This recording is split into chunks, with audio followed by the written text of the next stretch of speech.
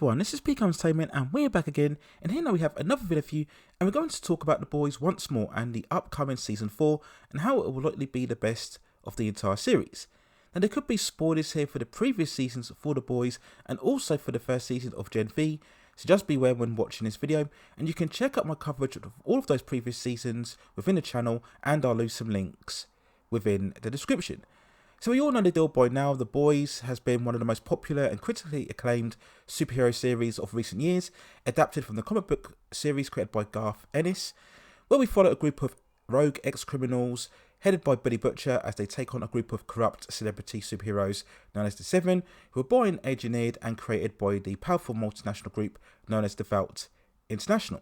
Now season 3 ended with the dramatic fight against Soldier Boy, who we then saw taken away in a containment unit, so I'm sure he'll resurface once more.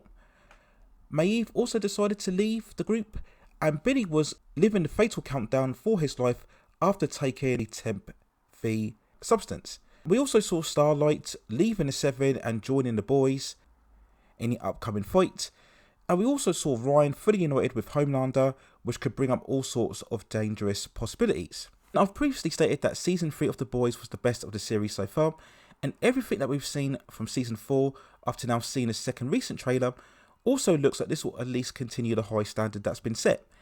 And going through the trailer itself, we have so many interesting elements to look forward to.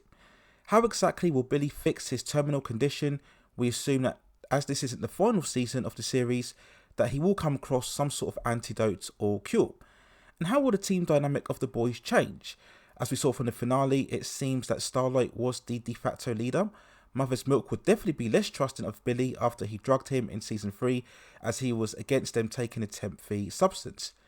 And I do hope that they do prolong that story, that we don't just see Billy assume leadership once more straight away, that there'll be some heated conflict between him and Starlight again, which will make things very interesting.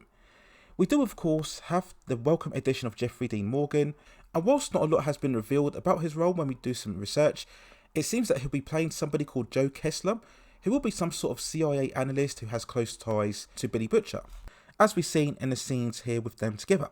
And I just hope that Morgan gets plenty of opportunity to infuse his own screen presence, as he's every bit as charismatic an actor as both Carl Urban and Anthony Starr. And when we mention Anthony Starr, we of course talk about Homelander, who once more will be every bit as integral to the story. And it looks like we'll see a continuation from the ending scene of the season 3 finale, where we see Homelander will try to continue and manipulate the public opinion. We have all of these scenes here of the protest rallies, where it looks like his fans are clashing with those of Starlight's, who of course caused huge controversy when she left Devout International, which certainly affected their public perception, which has already been damaged, following more and more reveals of their underground operations. We do know that there will be some new recruits within the Seven, featuring new appearances of characters, and how substantial they will be to the overall story remains to be seen. We have the very interesting reveal when we see the Boys entering an experimental lab, and later on Billy revealing a virus that can kill Supes. Will this be how he cures himself, and how much will they be able to use this against the Seven? Again, it will be very good to find out. We do have that scene where we see Billy taking on a Mark II version of Black Noir, and this is one of the biggest elements that I didn't like about season 3, where they completely wasted the potential of the character. If you remember, we saw his backstory, where we saw the origins of his fear and antagonism of Soldier Boy, and we thought we were going to get some sort of impactful confrontation between the two in the finale, but then they just have Homelander kill him. Now whilst I haven't read the comics, I do know that the second version of Black Noir was a clone of Homelander. So will the show go on that same narrative long enough for that type of reveal, or will they deviate a lot more from what happened within the comics? Again, we will have to wait and see. Now unfortunately, we still have characters within the series who continue to be underutilised.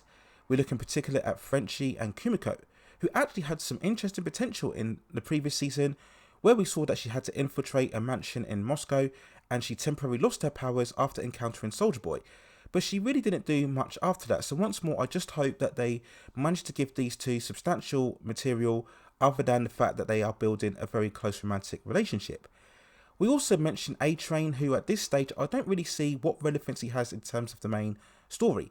It seems that he remains with the Seven, but knowing a lot more about what went on within the group, will he be playing some sort of double agent and working alongside the Boys to uncover the true secrets within the organisation?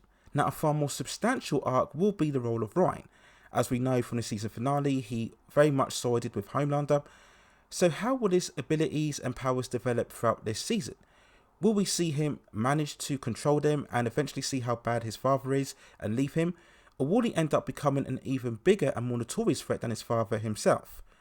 It very much seems that he's lost entirely his connection with Billy. So will he become a known enemy for the boys, and will we see an eventual confrontation between both him and Billy? Again, very interesting elements that I'm sure the show will do a very good job of building the character work for. And as the second half of the trailer promised, we get plenty of graphic violence and action and spectacle, something we've come to expect now from the show. And we get some very funny and perhaps a bit distressing images of loads of exploding animals, whether we have one scene where we see the group shooting at chickens, and then we have another action set piece where we see what looks like sheep flying in the sky and then exploding in a very blood-drenched carnage type of way. But as I mentioned before, this is par for the course now, so at this stage, if you're a major fan of the show, you just revel in the chaos that will ensue. But we do also have to mention Gen V, the spin-off which focused on younger students of Supes within the Godolphin University. Very good in my opinion for its first season. And then in that season finale, we also saw appearances from both Homelander and Billy.